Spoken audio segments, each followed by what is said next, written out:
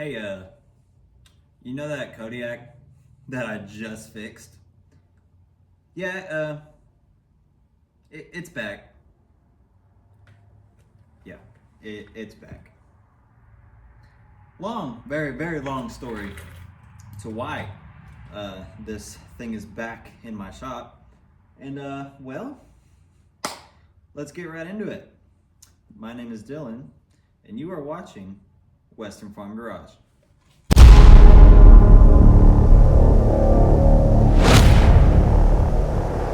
Man, I am sure you are wondering why the Kodiak's back. Well, as you can see, it's in several pieces across my shop. And, well, we missed something the last time we did this, and it caused a slew of problems for this guy. I mean, terrible. And by terrible, I mean the entire belt box filled with a mixture of gas and oil. Now, I'm sure you're wondering, how in the world is gas getting in the oil and getting in the belt box for that matter? How is this happening? Well, my friends. So it all starts way, way back before the guy who owns this now even owned it. Okay, and I'm pretty sure before the person that owned it before him owned it. So the two owners ago, they had this foiler. What I'm assuming what was happening is that when they would turn the fuel valve on, the carburetor would start pouring gas out of the overflow. And what does any redneck do? They don't go get it fixed because they don't know anything about carburetors. No. They did something much worse. So you see down here, that is what we call the carburetor. This little doohickey right here. Okay. And this is what we call the carburetor overflow tube. So basically, what happens is that there is a little floaty device inside of the carburetor. And when fuel starts coming into the carburetor, the floaty device lifts, okay? And when it gets to a certain point, there's a little needle valve that goes up and down as the float. So as the float comes up, the needle comes up. And the needle, this is kind of hard to explain. So, as the float comes up, there's a needle. So it rises and rises as the fuel level increases inside of the carburetor bolt. And when it increases to its max, or what's supposed to be its max level, the needle has a little seal that it seats in. So it's kind of hard for me to explain, but basically the needle rides in a little channel in the carburetor. And then as the float level rises, the seat of the needle is supposed to stop the flow of fuel. But what is happening inside the carburetor is the seal is worn. Probably from sitting and not being used, those seals tend to dry rot. So now what is happening is that the needle is going up and seating, but it's still leaking fuel past, causing it to overflow into the rest of the carburetor. That's where this handy dandy little line is supposed to come in. See, when that seal fails, this line is supposed to be able to drain that excess fuel onto the ground before it reaches the inlet of the carburetor. Pretty sure it's called like the Venturi or something like that, some weird name. And stop this from happening. But what did some redneck do? They put a screw in the line. Just like that. So now what is happening is that since the fuel cannot escape the overflow line, it has proceeded to go inside of the motor. Now, if you know anything about when gas gets in the top end and doesn't burn, bad things happen. Because then what happens is that the gas sits in the top end of the motor and then slowly seeps down So then what ends up happening when it slowly seeps down, it gets past your piston rings and goes right into your oil. Okay? So now we know why there's oil. Now we know why there is gas in the oil. Now, next question. Why was it in the belt box? Did I mess something up when I was repairing this? And I'm going to be honest, I'm not 100% sure if it was my goof or a cause and effect of the gas getting in the oil. Me, as being a humble human being, I would take full responsibility. However, it just so happens that the gas got in the oil and then it starts leaking. Because if you remember in the previous video, we filled it with oil, we ran it, we checked it. There was nothing wrong. It leaked not a drop when I drove it. So why did it all of a sudden start leaking now? My theory is that the gas lowered the viscosity of the oil so much to the point where it actually started wearing away at the main output shaft bearing. So I have it over here, and I will show you guys what I mean. So here's the main output shaft bearing, and it still rotates, and it doesn't have a whole lot of play. So I think it might be okay. So am I 100% certain that that is what caused it? No, I am not. But it is never safe to assume that everything is fine when something goes wrong in the motor. Because when something goes wrong in the motor, a lot is going wrong in the motor. And I don't know. Maybe this bearing is supposed to have this much play, but I don't think so. I don't think it's always had upwards and downwards motion. But I think that this bearing is bad. So what does that mean? Probably going to end up replacing this bearing. And so what was happening, don't mind the buggered up seal. So this seal sits over top like this and it's pressed in. There is physically no way to remove this seal if you're not damaging it. Like that's just how the seal is. You have to damage it in order to get it out. Otherwise, you're going to be damaging this outer rim right here. And then a new seal will never seal because then this outer rim will be all gummed up. So we got our old seal out, but what I feel like is happening and why it was leaking oil is that, and I actually seen this like on my own account when I actually started the four-wheeler and revved it, I watched as this shaft was turning. And this shaft was vibrating a lot. And there was another probably cause to that I will get to in a second. The shaft was vibrating a lot, and as it was vibrating, I don't think it's supposed to move that much. Anyway, back on track. The shaft was vibrating a lot, and as it was vibrating, I was watching spits of oil come out of the inner side of this seal right here. So as it was vibrating and moving, I was watching oil spit, spit, spit, spit, spit, okay? And that was just oil because I'd already drained the gas oil that was in it and put fresh in it to watch it. So it was leaking because of this bearing is my guess. I don't think the seal was probably bad after the bearing wore out because then the vibrations started, messing with it and, oil viscosity not being correct. A lot of stuff can factor into this. It's, you can determine all you want what it could and couldn't be, but that is my theory, is that this bearing went bad and then caused this seal to go bad and then started causing gas to get into the belt box. Now, final problem. So, what happened when gas got in the belt box? Well, we had yet another bearing go bad. The clutch bearing, believe it or not, feels fine. The one-way bearing in the clutch does feel fine. It does not feel rough or like jagged. It feels good. So I think we lucked out on the clutch aspect. However, the clutch, I don't know what you want to call it, cage. I guess you call it cage. This little doohickey right here.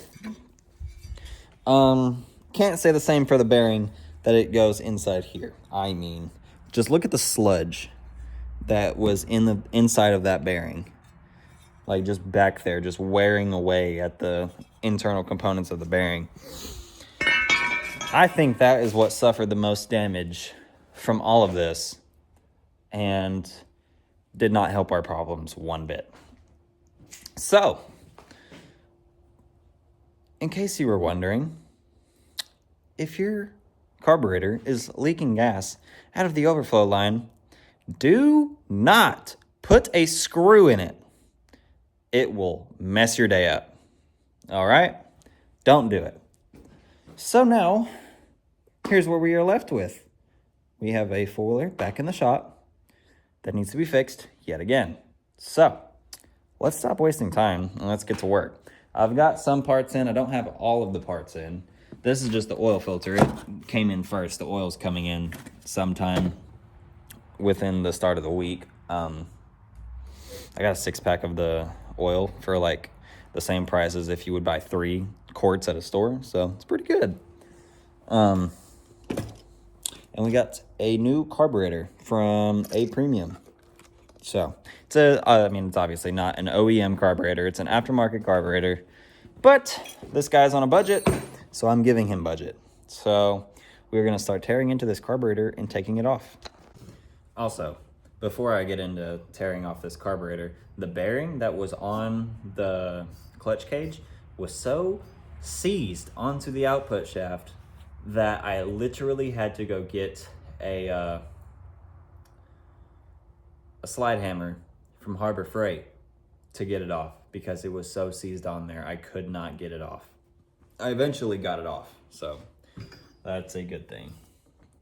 So now we are going to start tearing off of this carburetor. So, got a Phillips screwdriver. I got my electric ratchet somewhere. There it is. With a 10mm socket. And I believe that is all that I need. So,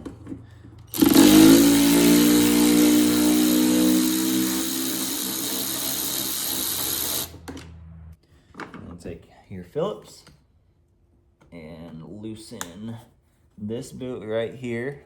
It's kind of hard to see, but it is on the back side of the carburetor, the part that goes into your intake boot for your air box.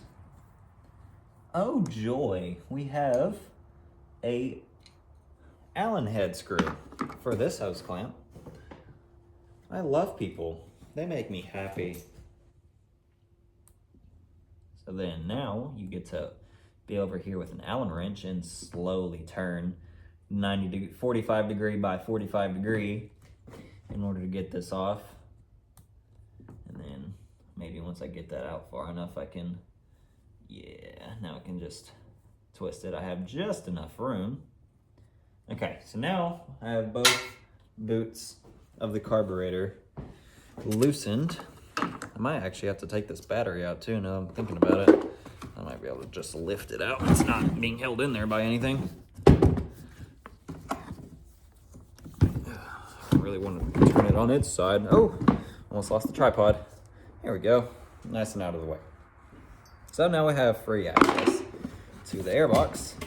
So now I should be able to just pull this plastic back. Maybe.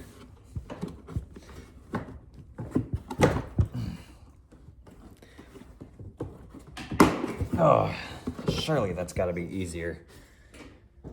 What am I saying? Nothing's ever easy. Got the airbox lid.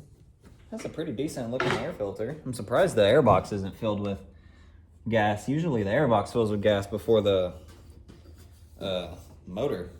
That's surprising, honestly. Oh, the plug is actually out of the airbox. So that explains why there was no gas in the airbox, because it all drained out. Okay. So now, just need to get this thing far enough over that this, oh, I got it. Man, that's gonna be such a pain to put back in. Okay, so now we have it loose from the carburetor. You should be able to just pull this up, but it does not look like I am being that lucky. There is also a couple hoses kind of blocking my trajectory. And looks like a wiring harness, that's great. Got it. Cool, airbox is out. Just gotta, you know, show it who's boss. So then now, since we took the other boot loose already, and wow, it's dirty in there. Yeah, I gotta clean that. Now, we have access. And this is your fuel line, which I took off of the fuel tank already, because you do have to remove the fuel tank in order to get this carburetor off. Unfortunately, I didn't film taking the fuel tank off, but I will film putting it back on. So if you stick around towards hopefully the end of this video, you will see me reinstalling the gas tank. So don't miss out, because you will see it. Now we have the choke cable that we have to take off, which definitely looks like the boot is seen better days. So that looks like it's probably gonna be either an 8 or a 9mm wrench to take that off. I actually think I have an 8mm wrench over here somewhere. So I needed an 8mm to get the floor panels off. So let's see. It indeed is an 8mm, but I need another one because they are locked together. When in doubt, a crescent wrench will help you out. I don't have another 8mm wrench, apparently, so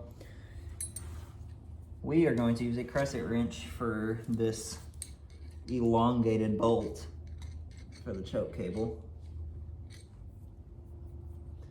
Now, this carburetor, I hope, is already in spec. I really hope I don't have to, like, adjust it, because that's gonna suck. Okay. Now, once you have your other bolt loose, you can then twist off your choke cable nut.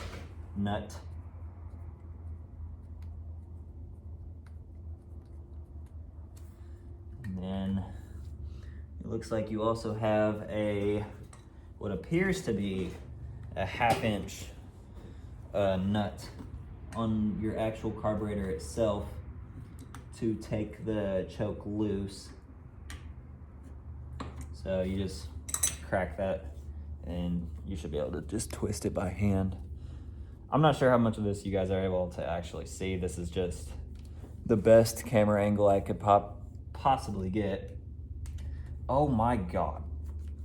Oh, that choke is very, very stuck in there. Got it. Wow. I don't know how well y'all are gonna be able to see that. I'll show you in a second once I get the rest of this carb off. Okay, so then you take your Phillips screwdriver again, and you have these little screws on the right hand side of the carburetor. They are going to be for the throttle cable, so hang on to those. Well, actually, if you're buying a new carburetor, it's gonna come with the screws. But if you are rebuilding a carburetor, you're gonna wanna hang on to this hardware, because not all of this hardware is included in a rebuild kit. So just keep that in mind. So then you take your little, whatchamacallit, plate loose, and then you should be able to spin your thingy-bobber over and take the cable free. Should be, it's the operative word in this scenario. probably have to actually take the cable loose because there's same process on your choke as for your throttle cable. There is a long bolt and a bolt up against it, locking it in place for your throttle cable. So you just take your 8mm and your trusty dusty crescent wrench and you crack it loose.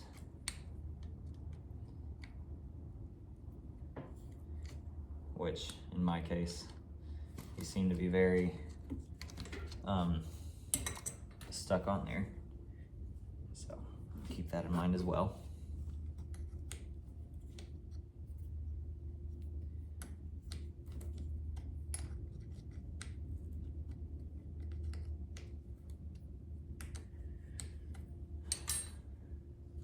There we go. And once you get it loose enough, you should be able to just twist it all the way off. Oh, look, more corrosion. Gosh, man. That is the one thing about older four-wheelers that sucks, is that there is so much corrosion, my friend. It is like never ending in this thing. I'm not even entirely sure how this cable is actually supposed to come out, because it looks to me like you can't get it out. But there's gotta be a way, right? Like, there's no way they just engineer something for it not to be able to come out. But there's no way that this massive brass little, whatchamacallit, the thing that rides inside of the actual flange for the butterfly itself, there's no way that it's going through that hole. Like, not a chance. So it's got to be able to detach from that somehow. I just have to actually be able to get it out, which I'm struggling to do right now. I may need a flathead screwdriver to peel that cable up out of the flange.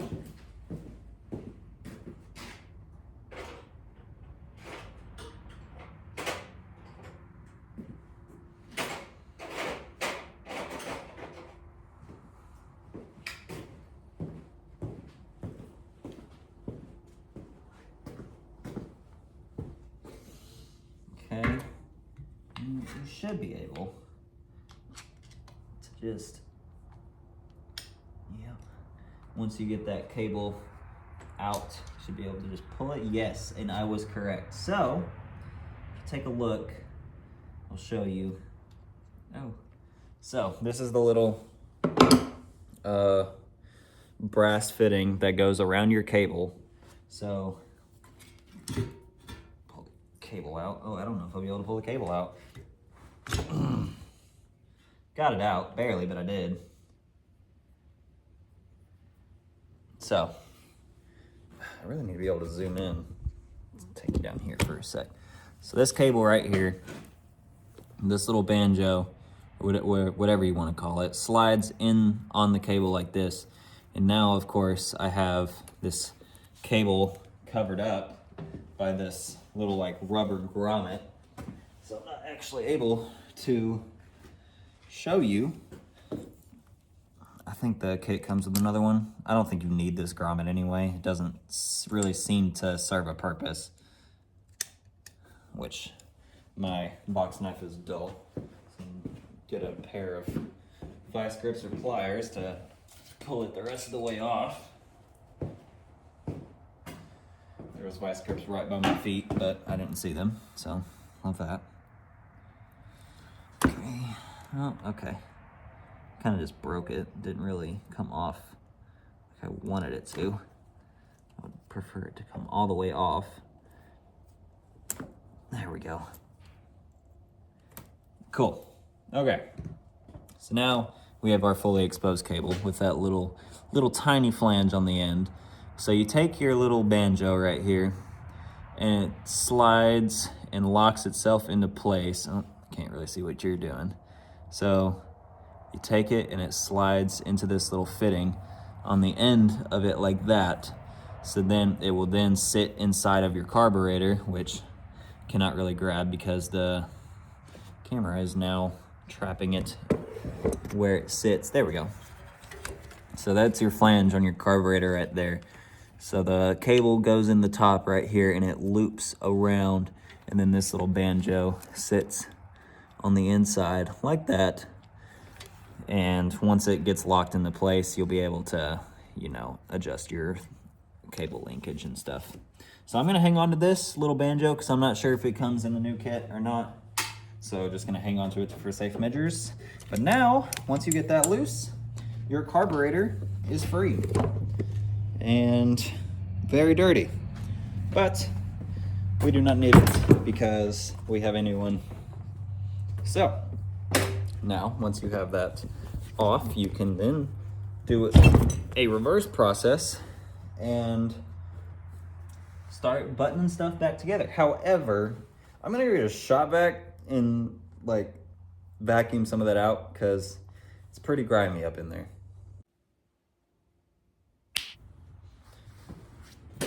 Okay, so we got it a little cleaner. It's not perfect, but it's cleaner than what it was. We got sprayed it down with some degreaser and then some brake clean. It's good enough. Got the job done. Not as much contaminants everywhere. Got it vacuumed up. So now we're good to start throwing on this other carb, which is basically just reverse steps of what you did the first time. So we got our new carb right here. Notice how the overflow tube does not have a screw in it. You know, definitely not a good thing. Cool. All right, so now, like I said before, just reverse process. Back where we started. There is a little thing of hardware in here. Let's see. Yeah, so no, oh, it did come with a new brass slide or banjo, whatever you want to call it, for the throttle, so that's good. So that is what we will hook up first. So we will thread our new line in like so. Let's see.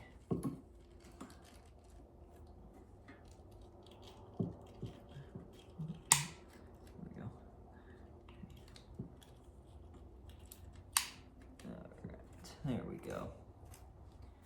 Give me some leeway up in here. Just line out somehow. There we go. Okay. So then we will open up. Oh no. Are the jets not in it? Or did it just come with the extra set of main jets?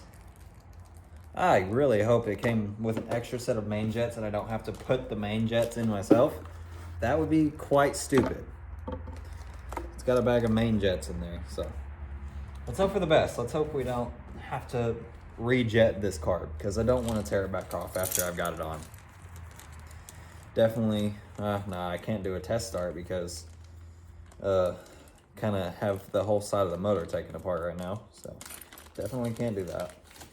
So we got a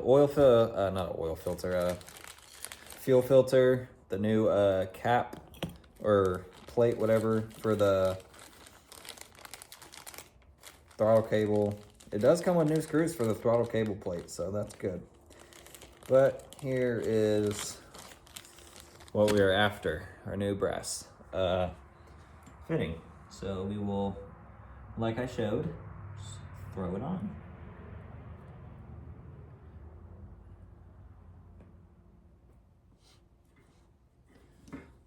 Alright, got it on there. Now we just gotta slide this over in order to get it in.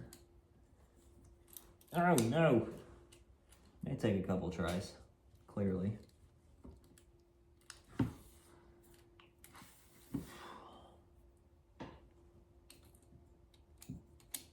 Dang. It's not really staying on there very well.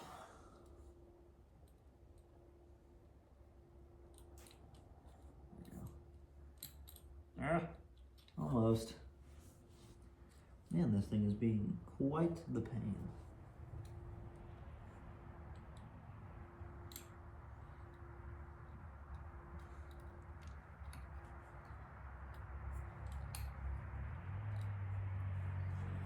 Okay, got it mostly in there. Let's see if I can just take this flathead and push this. Oh, no, that's not what I wanted. You weren't supposed to pop back out. Jeez, I about lost my brass fitting too.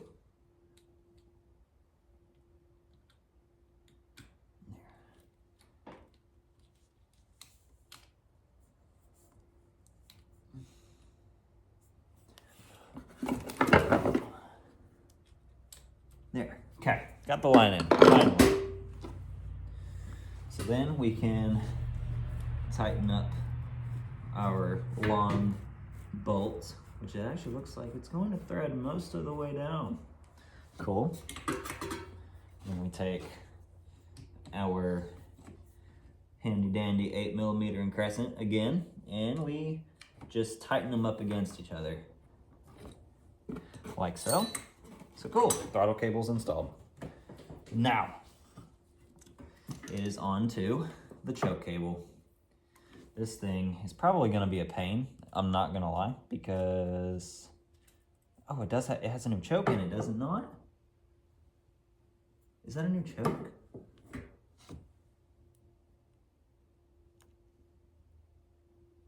It's got another spring in it. Does the other car have another spring?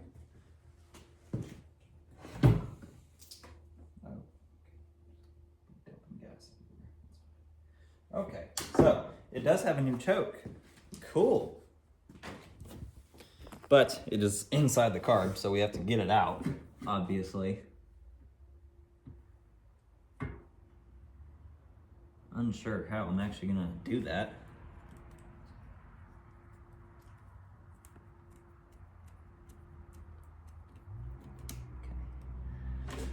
Okay.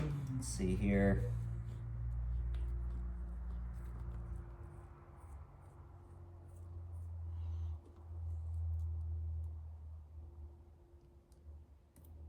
Oh, well, that was simple enough. The springs are a lot different size, I've came to notice. Hope that doesn't really affect anything. I don't think it would, but you never know. So then we take our old rubbers off, because that is what caused it to seize up in the first place. No, that's the new one, it's not. No, that's the old one, okay. The new one's up here. So we have our new rubber. So we take it and we just put it on there. Pretty straightforward, my friend. Okay, and then we take our new spring. I'll set this choke to the side for the time being. Take our new spring. Now we need a pair of pliers or something to, or maybe it will just fall out in my hand. Come on. Got it. Okay. It's a little stuck in, it was a little stuck in there, but got the new choke. So then we have to compress this spring down in order to get this choke on the line. I know, I'm sorry, I can't really show y'all a lot what I'm got going on. Basically, here's a little nub of the line. I don't know if you can see it, but it's right there in my hand. And there's a little hole, just like in the brass grommet for the throttle, there's a little hole in the choke, and that this little end on your cable goes inside of that hole, and it will kind of like line up into place. Then your spring will go on the little kind of like indentation on the top of the choke. Now I will say, for starters, this choke is a lot longer, like the actual spring is a lot longer, so keep that in mind when installing this, that you're probably going to have to do an adjustment other than what it was set to when you took it off, because it's not going to be the same. That spring is a lot beefier. So then I would keep it hand tight for the time being. That way it still is loose. So that way you can move your carburetor easily. So then, now once you have those cables on, you can put your new carburetor inside of the boot and tighten it down with your Allen, wherever I set that Allen. Oh, it's in the tray. Cool. Oh, wait, no. I missed a step. Got to put this plate on. So, in your carburetor, it comes with a new O-ring that you would just put on the outer rim. It's going to be kind of sucky because they don't really come outlined. It's kind of just like a round O-ring that you have to make fit. So then you take, so now I don't need this choke or anything anymore, so set that aside. I don't think oh, it does come with a, I don't know if that's for the throttle or for the choke, but it does come with an extended,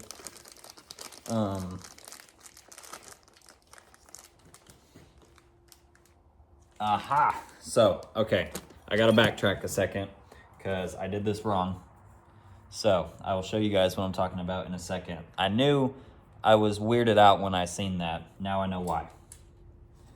So, I gotta take the choke back off. Oh no, I lost the spring. No, did it fall on the ground? It did. Let's freaking go, bro. What is that? Gonna hold on with that. Don't know what that is. Okay, so had to backtrack a second. Take all of my rubber stuff off, like I never even started putting the choke on. And it fell too. I love that so much. It's actually my favorite thing in the world when stuff does not stay still and decides to roll. Why does gravity have to be like that? Now, I get to look around for a random piece of rubber.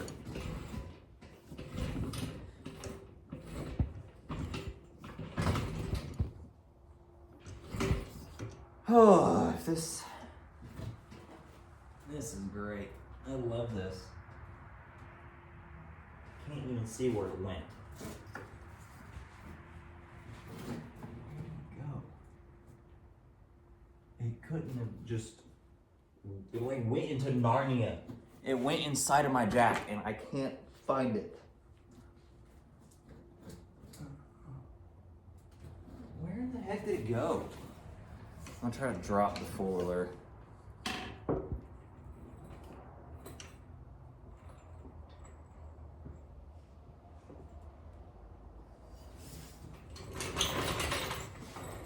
Got it out.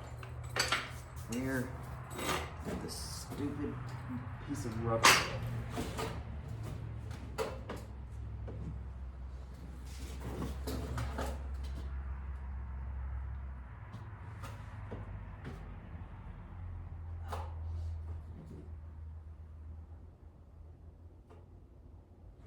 I cannot see where it went. What the crap?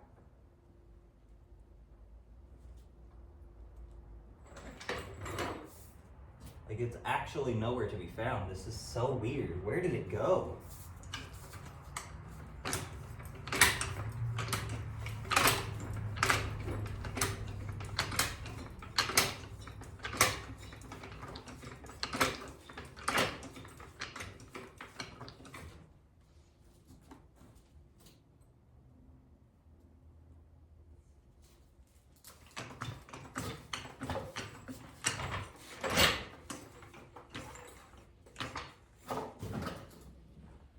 Ah, there it is. It literally got caught in the spring of the jack. I love that. Okay.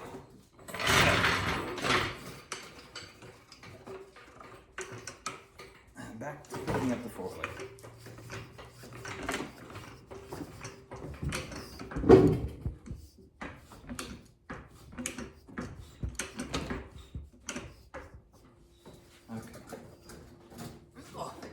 Okay, retrieved it.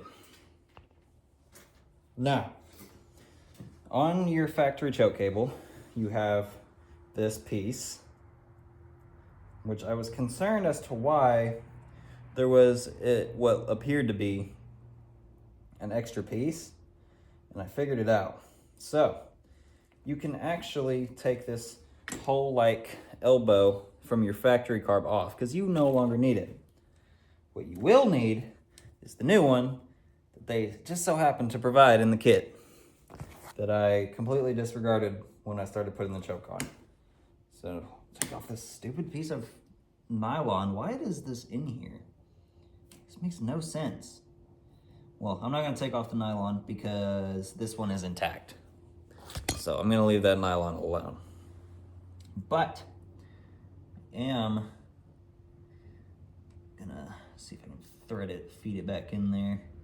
Yeah, there we go. Okay, so basically what that nylon's in there for is so the cable doesn't bind up, which I don't think it will anyway, because, I mean, let's be real here.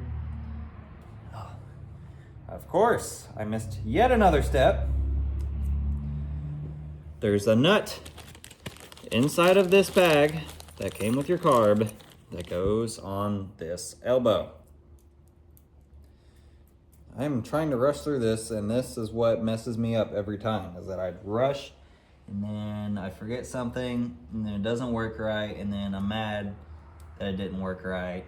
It's just a never-ending cycle. Okay, so now we are back to where we need to be. So rubber grommet goes over the line like so. Nipple end towards the line, not towards the carburetor. And it goes on and slides on. And it actually has a place that it actually seals onto this shaft. The other elbow didn't. I mean, it was just a straight elbow all the way across. This one has like a flare on it to where your seal is actually supposed to seat. So that's good. That is a good upgrade from aftermarket. That is a good upgrade from OEM to aftermarket. That is a very good idea. Okay. Now I need my choke. Yeah, that's a lot better. And then you put it back in and twist on your black nylon nut to tighten it in there. It's being a little cussy. There we go.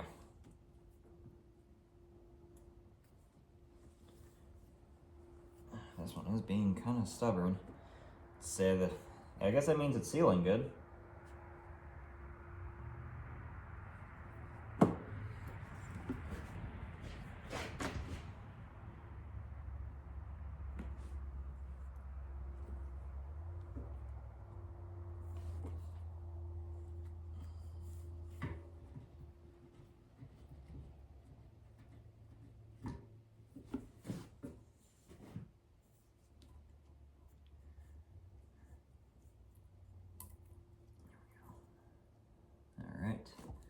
Now it's tightened up. It doesn't have to be like crazy, super insanely tight, but I will say that this nut has to be backed all the way down, just like on the other one. So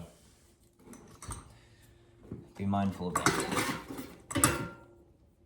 It doesn't look like it comes with a new seal for the large end of the bolt, but that's okay. Doesn't look like either that this is the same size nut. It's definitely like a larger millimeter. Okay, and I goofed it up like usual. Go in there. Thank you. Okay, make sure it still works. Yeah. Oh yeah, we're solid.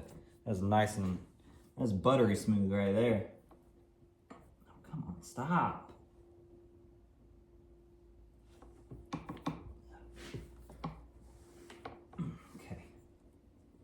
Is being very difficult, I will say.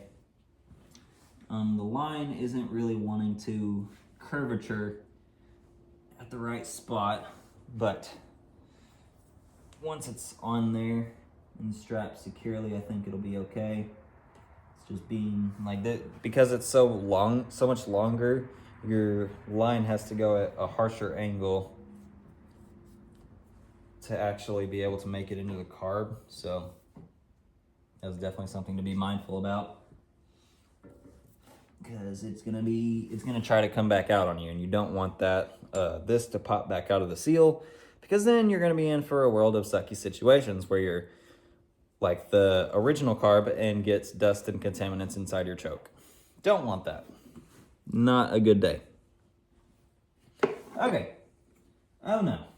I lost the seal for the plate. Great. Okay. Well, it looks like we're using the old one, because the old one is conveniently, or was conveniently, still attached. Yeah, there it is. I'm not searching around on this floor for that seal. Not happening. Thing could literally be anywhere. Oh, well, as fate would have it, the seal is right in front of my face, so I don't need to reuse the other one. Cool. So, I've already attached the carb on the boot, and I'm not taking it off again for the sole purpose of not wanting to mess up that choke cable. So, I'm just gonna put the faceplate on where it sits, which is very easy to do. I mean, here's your 3 screws that were in the bag. The seal is already on the carburetor because it's got a little outline for it.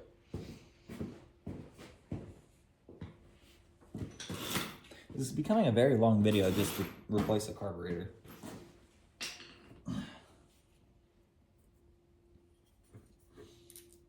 Put your screws in your cover, like so. And then take your screwdriver. Oh, that's not a Phillips, that is a flathead. Okay, and take your Phillips screwdriver and kind of just like hold them in place. Why does this one have 2 holes? It's no sense, whatever. Ah, it's got a little notch in it where it sits. That's good. Whoever designed this aftermarket carburetor was actually a very well thought person. Like, honestly. Whoever designed this carb needs a raise. Because they thought of literally everything that every problem that a mechanic might run into. And they were like, yo, so we're gonna help you out and not make you struggle. So props to this guy. So you're going to take our screw. Oh my gosh, this stupid seal keeps falling out. It's making me mad. Ugh. I'm gonna say I can't even see where it went. I'm gonna go douse up the seal with some grease. That way it actually sticks in there and doesn't keep falling out.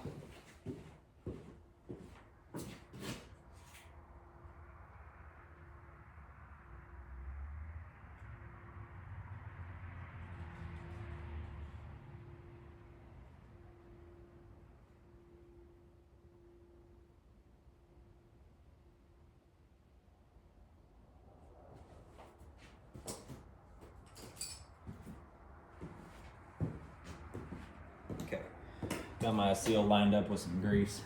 So now it should stick inside of the carburetor and stay and not come back out. So then I will be able to take my cover plate and set it on there like so. Okay, and just grab 1 screw at a time and start threading them in. Almost dropped it.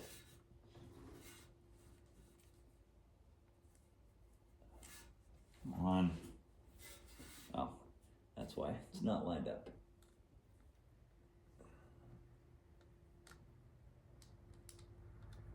Come on. It looks like the holes aren't very exact. They're kind of off by like a hair.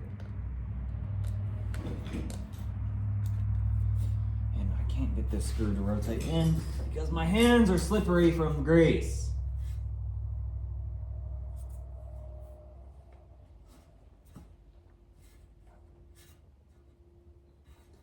This definitely probably would have been easier with the carb off, but we ball. Aha, got one. Nice, so it's not gonna freaking fall off anymore. Now I can just take the other two and put them in because they should be lined up now. Mostly lined up. Jesus.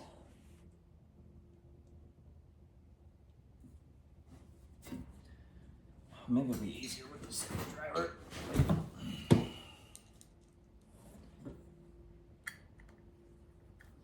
Oh yeah, much easier to start these things in once you have a screwdriver in your hand. I think that one's cross-threading. It's fine. It'll all be fine.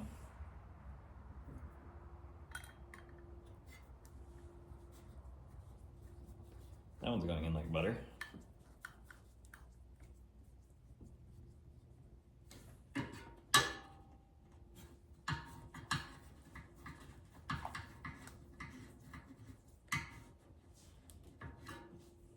You don't have to over tighten them.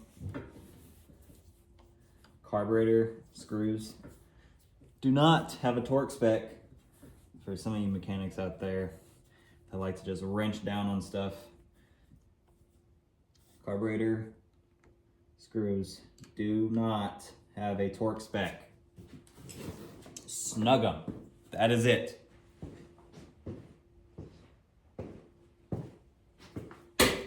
Now that we got that situated, now we should be able to go ahead and, oh, we gotta route our overflow line back down.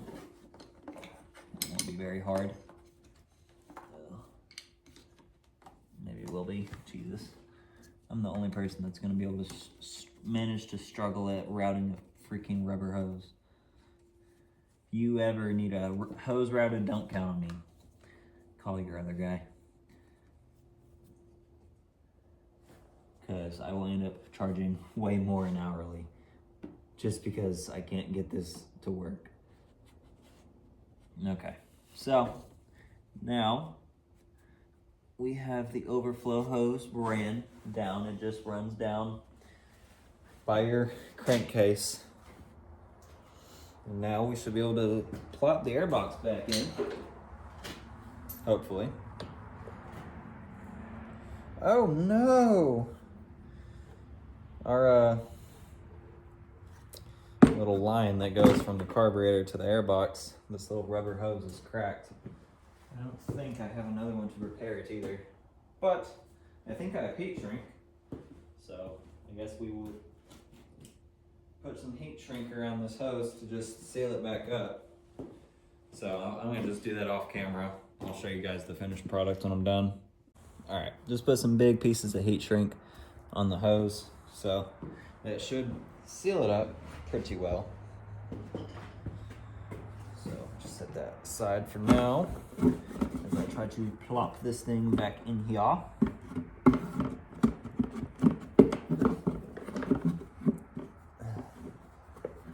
Ruh-roh. This thing is being a turd.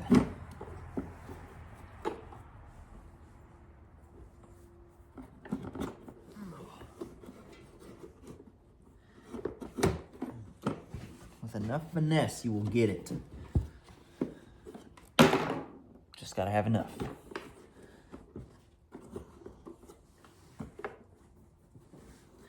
I'll be honest, I'm not fighting with those stupid things to go back under the plastic of the four-wheeler, so I am just going to leave them like they are. And hopefully it doesn't mess anything up.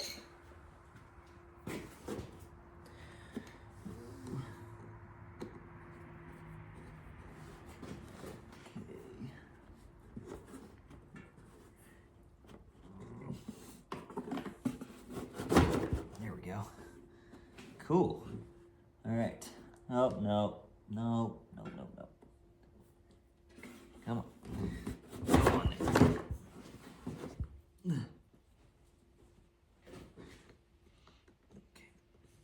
have to, it looks like I'm gonna have to apply a little bit of pressure on the air box in order to get it to go up onto the carburetor.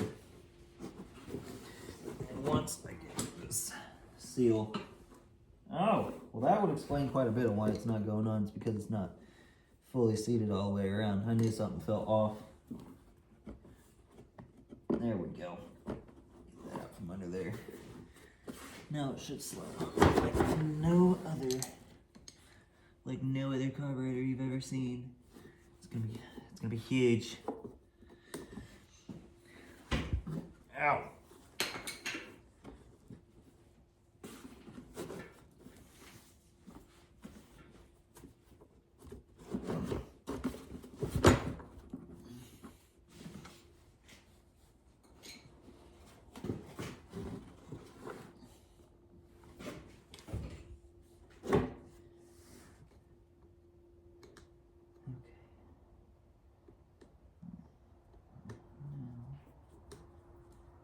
So I'm not really talking a lot, I'm trying to focus, but kind of getting there now. So, got the airbox on there. Had to pry on it a little bit, but sometimes these rubber boots are very, very annoying to get on. Once you get them on, they're on pretty well. Tighten these down, make sure it's nice and good. I don't want this thing popping off at any point in time. Looks pretty good to me. Well, let's hope there's no vacuum leaks anyway. Okay, so now with that taken care of, now we need to tighten up this Allen head. It's on the other side.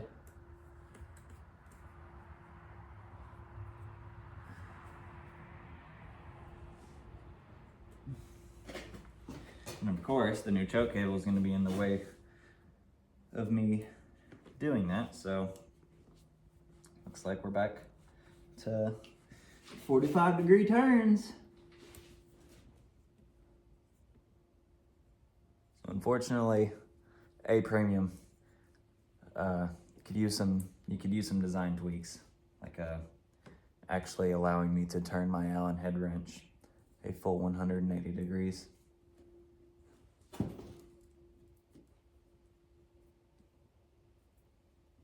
There we go.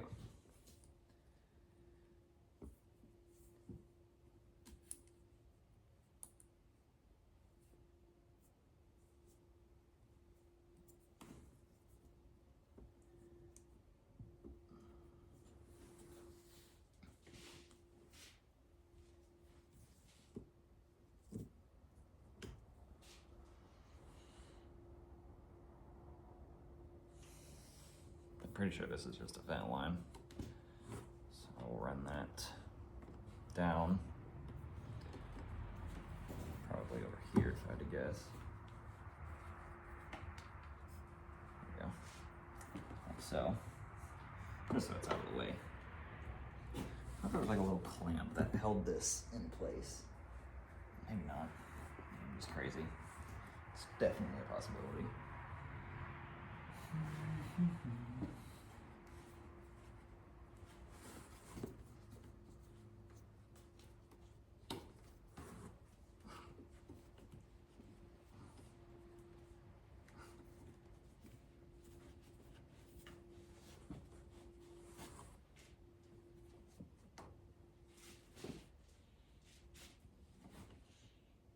Cool. Okay, so I think we got the carburetor installed.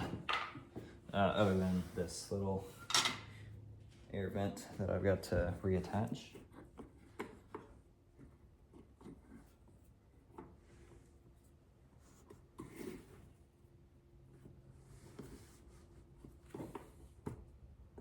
Well, it will allow me to attach it.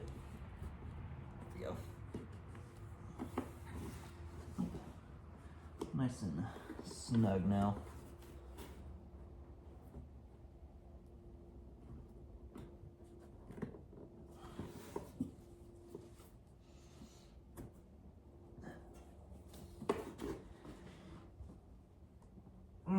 Good Lord. Let's pop out. Please. No, of course it doesn't. Why won't this go on?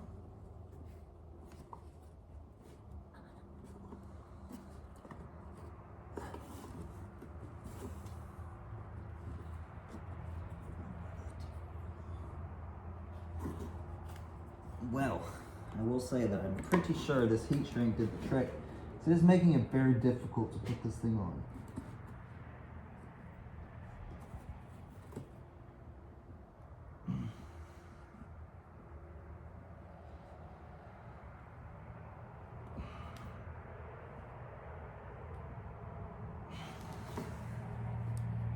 Whatever, I think I can breathe. It will not go on any more than what I've got it. Ugh. Oh, this is where this tube goes. I knew I was missing something. Wait, no it's not. I'm a liar.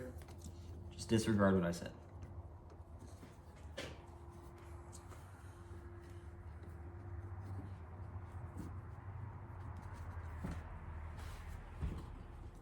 Okay. Cool. So now, everything is put back together, carburetor-wise. So, got that taken care of. Put the airbox lid back on.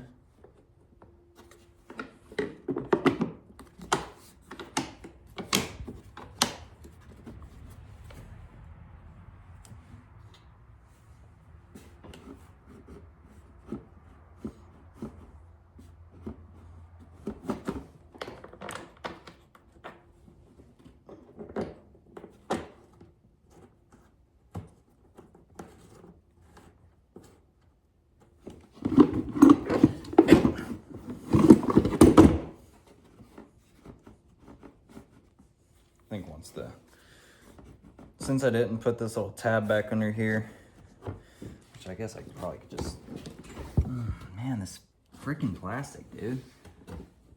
Let me give it a shot and see if I can get this to go back under.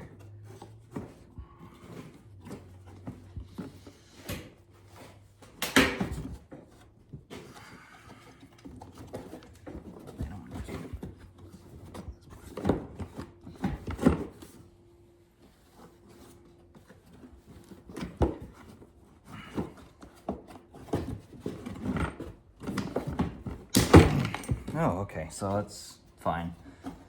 I just broke the airbox, so we're just gonna stick that under there, like that never happened.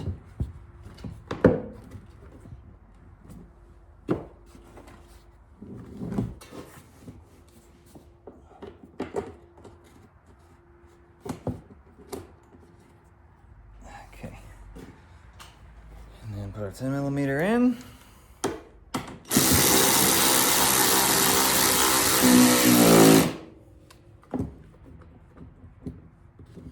Not as bad. Cool. All right. So then just flip my battery back.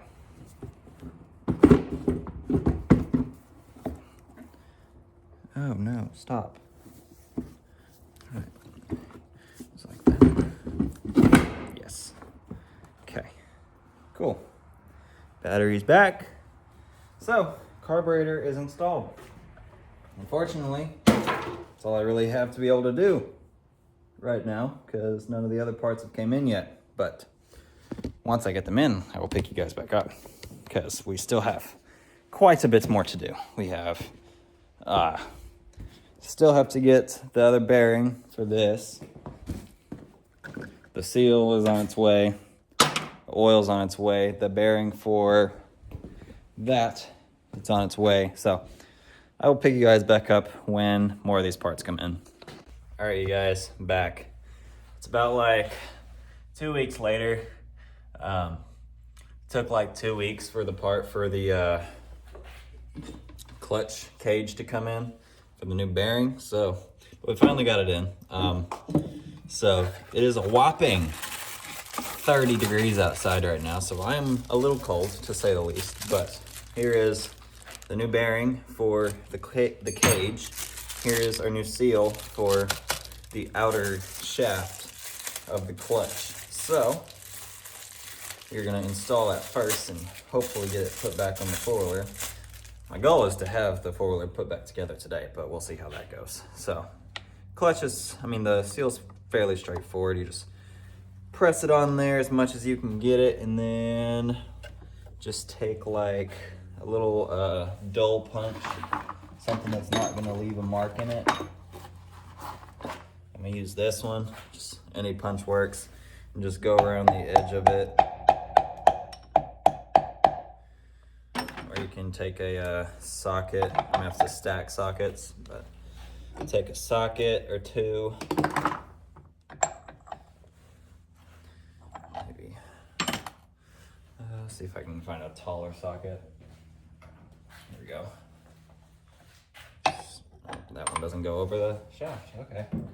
Well, okay, take this one, put it back, and then just take another one, like this, here we go, and kind of just tap on it, tap it down.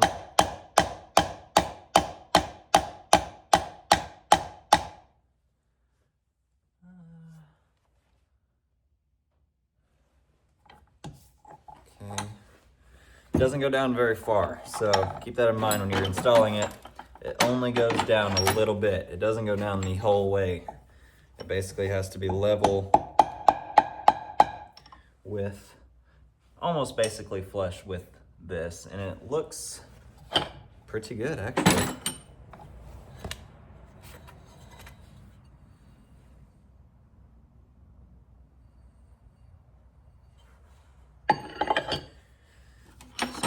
Nice tap with the hammer all the way around. There we go. Yeah, it looks pretty good to me. Okay, so new seal is installed. Like that.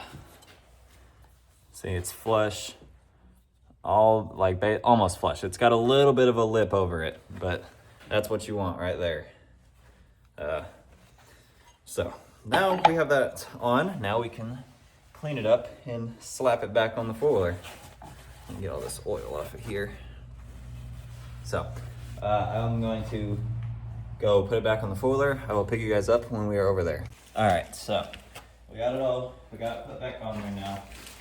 It's got those two little dowels that you just line it up and it'll pop right back on. And then take all your bolts. These are the bolts for the, whatchamacallit, the cage, the little metal thing.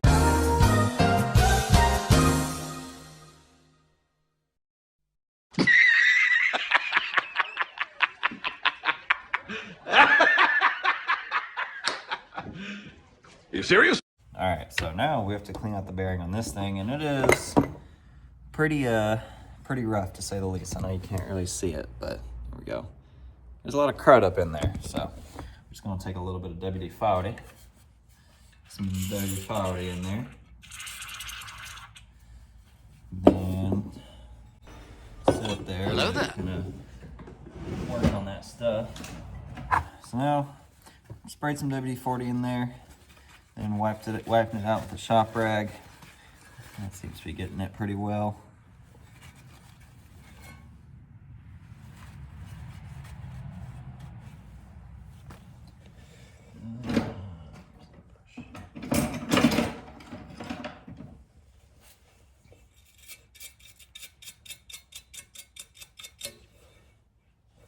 All right, much better now. So now we can take this bearing and just press her on in there.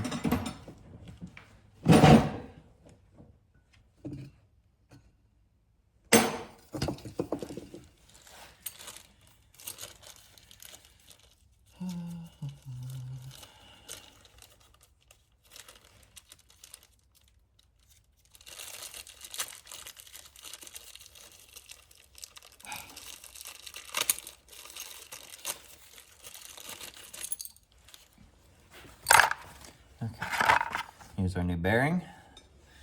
Take a little bit of oil.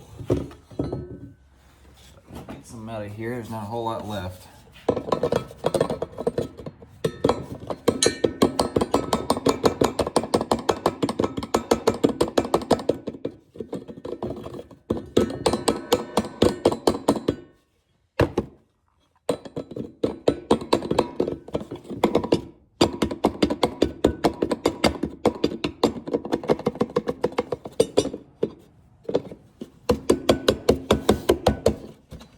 Okay, there we go.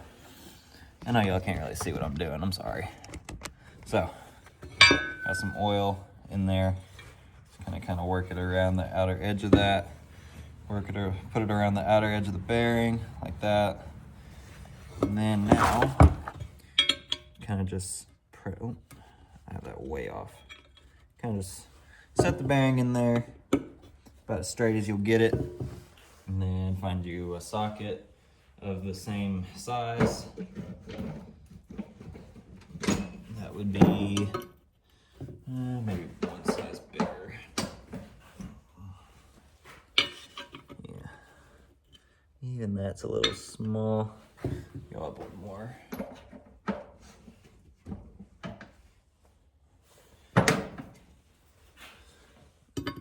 Yeah, so it's like a 13/16 socket is the money for this bearing.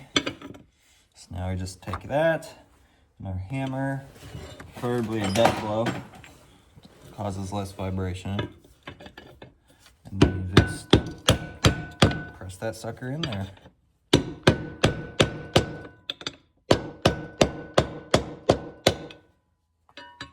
we go, like that.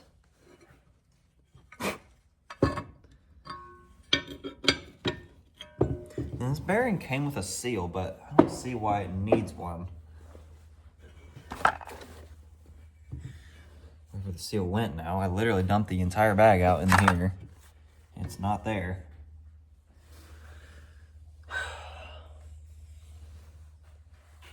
Oh, there it is. So it came with a seal, but I'm not very sure why. Because if I'm not mistaken, this bearing is supposed to be able to have oil go to it, I would think. Wait, no. What am I saying? I'm a complete liar. It's not, it doesn't have any oil passage going through here. So, let's press that seal in and take our socket and hammer again and press it in. Like that.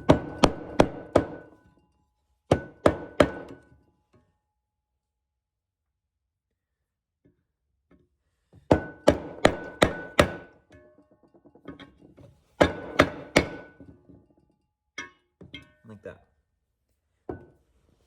Now let's take it and put it on our shaft, make sure it still rotates.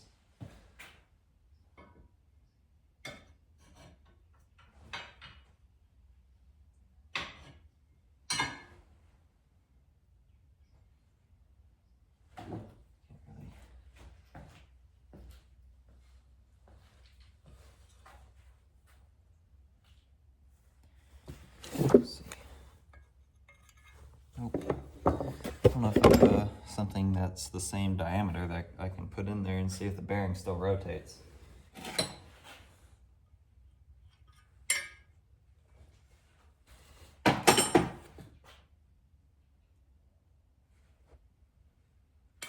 I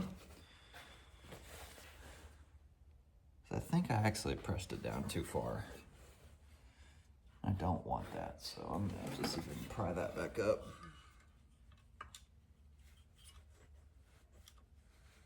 There we go.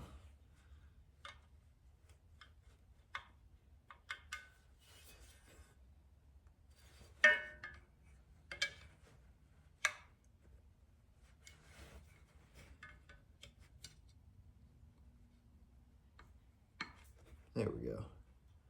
That's better.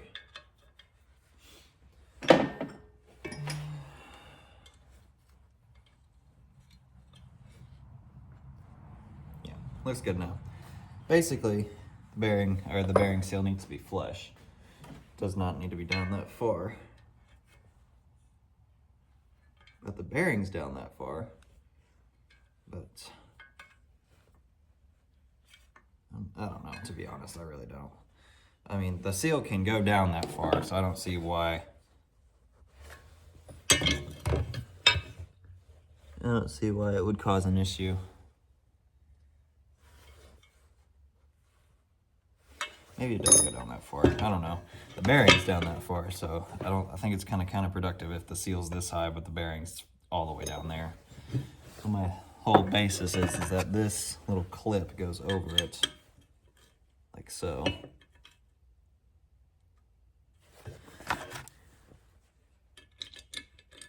Yeah.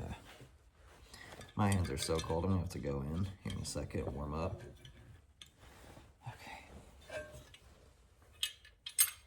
Oh no. There we go. Okay, now I need to get that on there.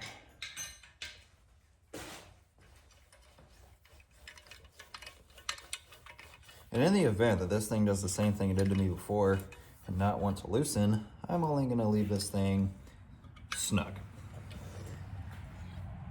Because I do not want to fight with one of these ever again.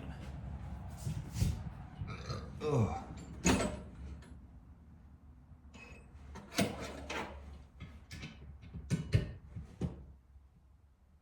Okay, cool. So, now we have that bearing replaced as well. So, we'll set this aside now. It is all put back together. And I'm gonna go in because my hands are freezing. So I'm gonna go in real quick, warm up for a minute, and then come back out here. Hopefully I can find the bolts for that cover because I cannot find them right now.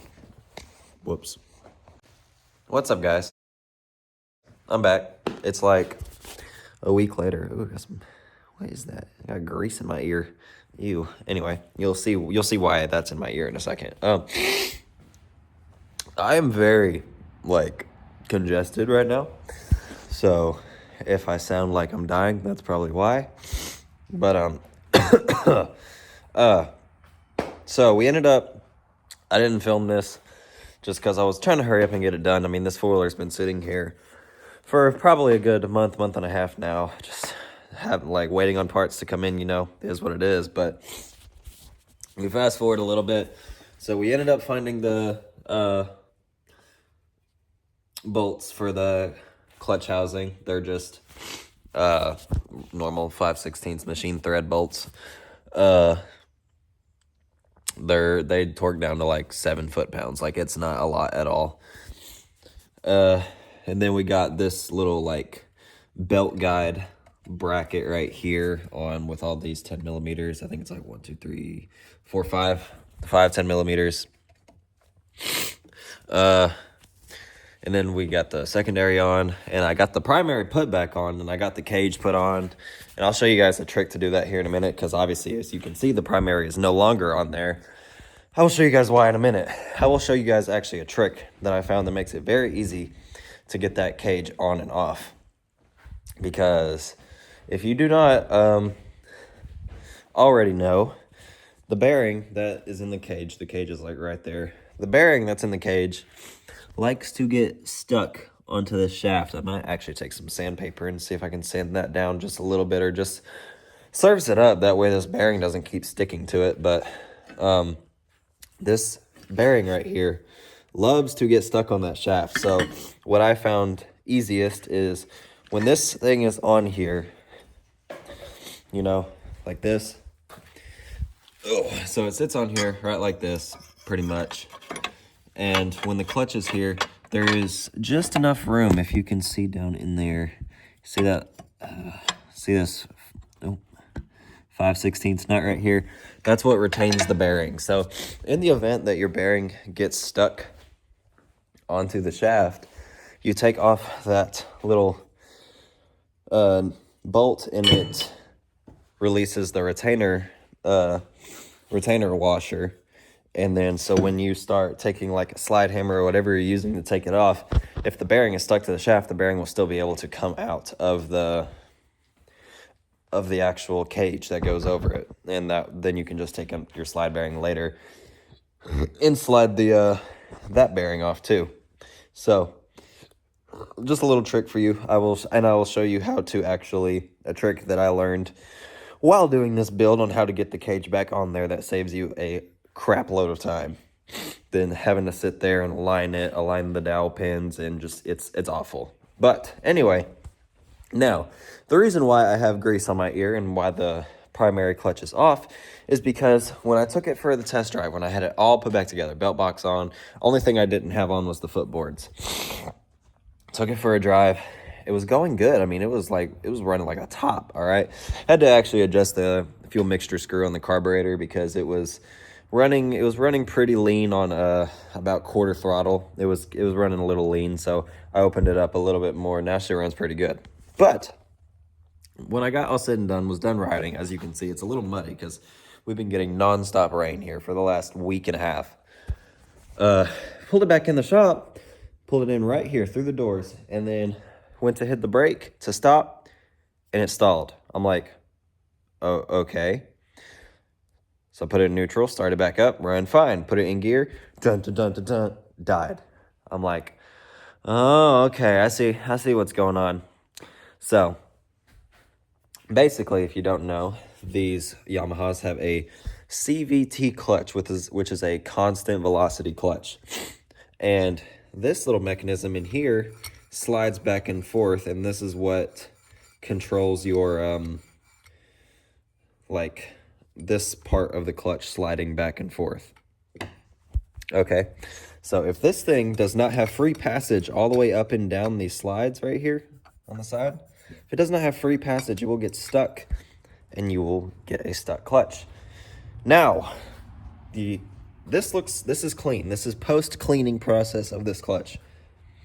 If you take a look over here in all these rags and all this crap, like this is all of the crap that was inside of that clutch, just dirt, grass, you name it. It was probably in the side of this clutch. So I cleaned it out, used like 3 cans of cleaner to clean the damn thing out. It was rough, but finally got it cleaned. Now I'm just waiting on the centrifugal clutch grease to come in because nowhere around here sells any generic centrifugal clutch grease. Shocking. So we're waiting for that to come in. Should be in within a few days, hopefully. I've read forums that you can run the clutches dry. The grease is really there just to keep it quiet. And I don't really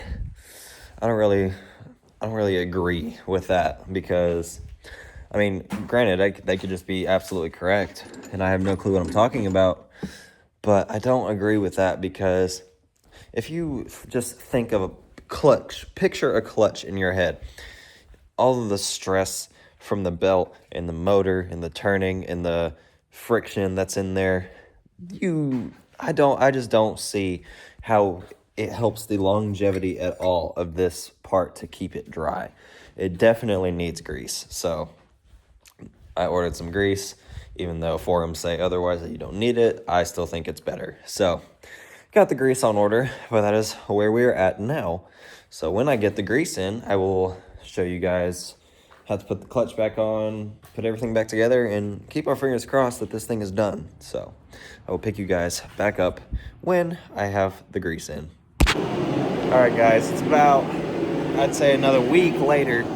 Sorry, it's a little loud in here. I got the propane heater going. It's like 28 degrees outside, so it's not the most pleasant working conditions, and my shop is not insulated, so, but we got the heater going, so maybe I won't completely freeze to death over here. But, so we got the grease in for the clutch, and now basically all we gotta do is just grease it up and put it all back together, which is like pretty straightforward. I apologize if it's a little hard to hear me. Like I said, that heater is super freaking loud, so I don't expect the mic to pick up everything what I'm saying, but I'll try to talk a little louder. So here we have this Yamaha grease, and basically I'm just going to apply it to all the places where there is friction. Like, we don't need a whole lot, but definitely need some. I need something to cut the end off of this. We got the end cut off. Now I'm just going to apply it to all of the working internals one at a time.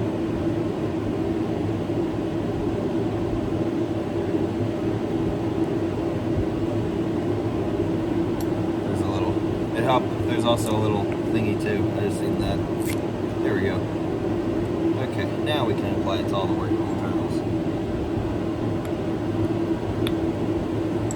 Grease is it's a little cold.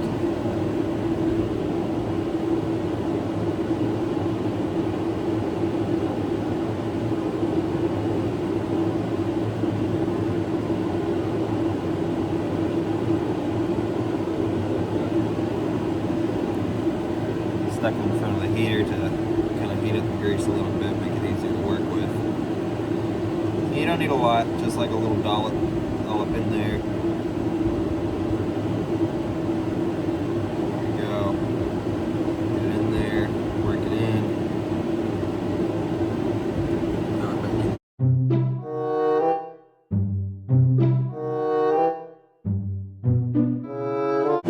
Alright, so we got it all greased up. Ended up applying quite a bit more grease. I looked at another guy's YouTube video, and pretty much he had it greased up pretty dang well. You also want to grease up the back of your cam plate where your rollers are going to roll, and then pretty much you just slide it down in there.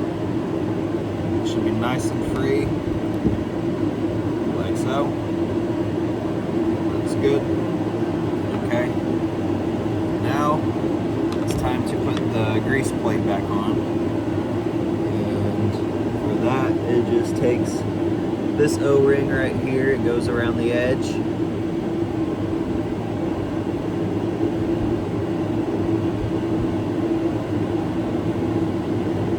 like so, and then your plate right here, you got 4 screw holes, 1, 2, 3, 4. Same as on your plate. Take it and light's still a little dirty, but it's whatever. Line it up with your screw holes.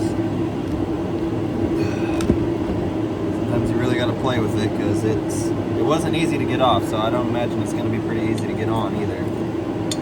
So these screw holes, so I can actually see what I'm doing.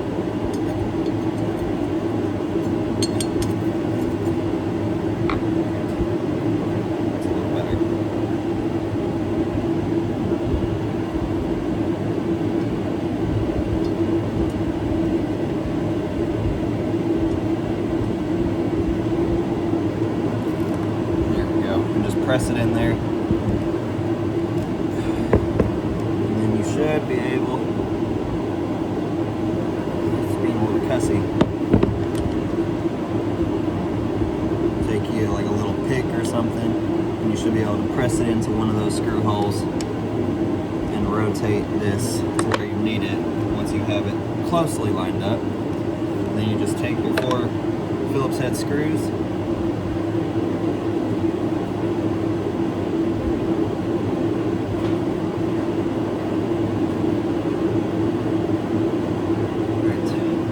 got 4 Phillips head screws that came out of it.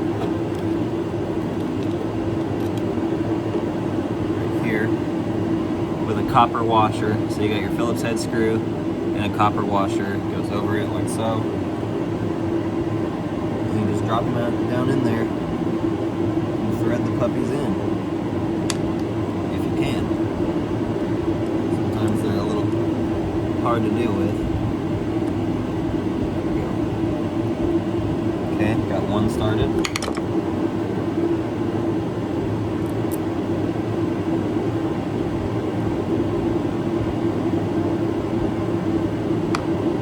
2 started.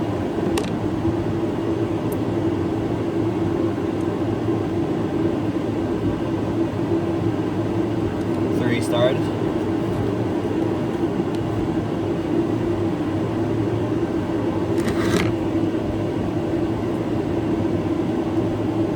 4 started.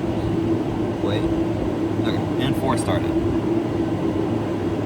So now you just tighten them all down. I don't think they have like a specific torque spec, but I mean, there's a lot of pressure probably on the back side of these, so I'd make sure you get them down nice and tight.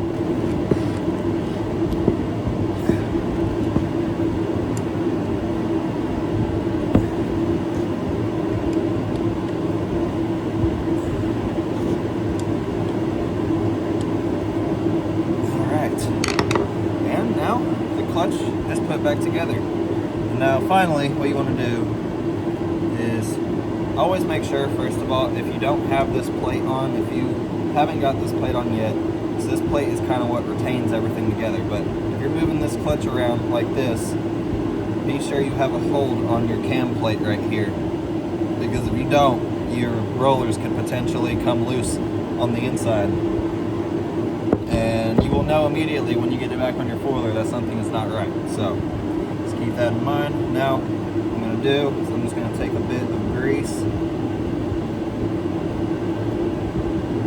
put it on my finger, about that much, and just go on the inside where it rides on the output shaft and just get that nice and greased. So now that you got that greased, alright. So, we're over here in the spoiler now.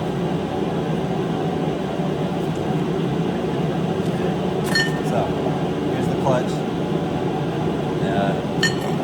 Here's your fan plate, your backing plate. So, it goes on first. That slides all the way on. And then this goes on in front of it.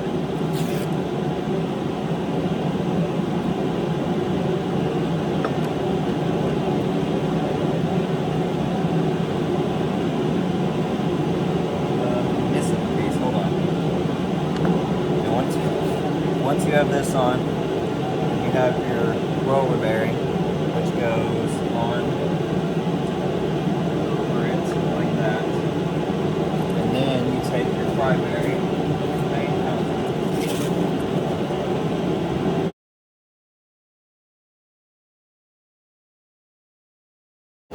Alright, I had to cut the video. What ended up actually happening was that somehow the cam got bent, because you see it's supposed to line up on this gear on the output shaft. It's supposed to go over it, and what was happening is it was not going over it. See, now it doesn't move anywhere. Before it had side to side play, and I was wondering what the heck was going on.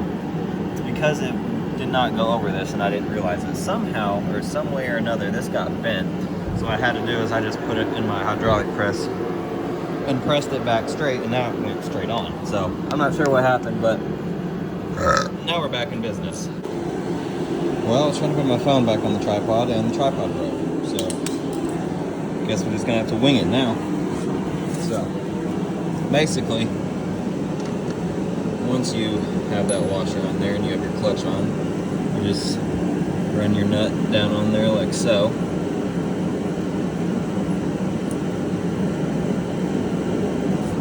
And take your impact, run it off. Like that. So now it's on there. Cool, so now. Alright, so the trick to getting this thing on, you line it up, you line up your dowels where they go, right there and right there. And what you do is you take your two longest belt box bolts and stack a couple washers on them, because the short ones are too short. The long ones are just a little too long, but that's what the washers are for, to space it out a little bit. And then you take them, you put them on there, you run them in basically finger tight. Make sure your shaft is lined up in the bearing. And then you just take you a soft mallet, which I actually don't know what happened to my soft mallet. Should be somewhere over here, but I'm not seeing it. It doesn't necessarily have to be the soft mallet, but I prefer it since it's aluminum. Okay, we'll run with the big steel hammer, but preferably use a mallet, a rubber mallet, or some form of soft hammer, not a steel hammer. So do not do what I do. But then once you have it lined up, those bolts are going to stop it from bouncing off, and then you just tap it on until it bottoms out. So you hear that tone change? Run it back if you didn't, but so had that tone change, that's how you know it's bottomed out. So now you have your cage on, you can back your 2 screws out and put your belt box on. Alright, got the belt box on, got it fired up. What's up, guys? It's another week later, and lo and behold, I'm sick again. I was good for a week, and now I'm sick again. But so we finally finished the Yamaha. Where the video cut off, my phone had actually died, so I didn't even catch the test ride of this. But what ended up happening was, even after cleaning out the clutch and re-greasing it, still didn't fix the problem. The problem, after doing more research on Yamaha Ultramatic clutch systems, was actually internal. So they have a wet clutch and a CVT clutch. So what that means is, so inside of the motor, there's a wet clutch, as you saw previously, and that spins inside the motor, but it at a certain velocity is when it catches the bell housing and starts moving the output shaft for the CVT clutch. Well, what ended up happening was the needle bearing inside of the bell housing actually grenaded in the motor and seized itself to the crankshaft, which caused a whole slew of problems, like it messed up the threads on the crankshaft and a whole bunch of stuff. Luckily, I ordered a thread tap kit. I measured the threads on the crankshaft. In case you were wondering, it's 22 by 1. So measured the threads on the crankshaft, ordered a kit for it, got the kit in, chased the threads, fixed the threads on the crankshaft, thank God. And I ordered a recessed bearing puller kit for the needle bearing inside the bell housing. I replaced the needle bearing too. Put it all back together, slapped it all together, and it runs like a top now perfectly. Goes into gear fine, doesn't cut out, doesn't bog down, die, nothing. It's a little cold-natured, but once you get it warm, fires right up. So the torrential Yamaha is finally done. So I've apologized for not filming everything that happened. I was kind of irritated that all of that happened, because it was supposed to just be replace the seal and on the output shaft and it be done. Well, as fate would have it, nothing ever works out that easily. But now the Yamaha is finally done. Hopefully I never see this bike in my shop again, because good Lord, it was a headache. But thank you guys so much for watching. Be sure to like, subscribe, comment if you have any questions or concerns, and I will catch you guys in the next video. Peace out.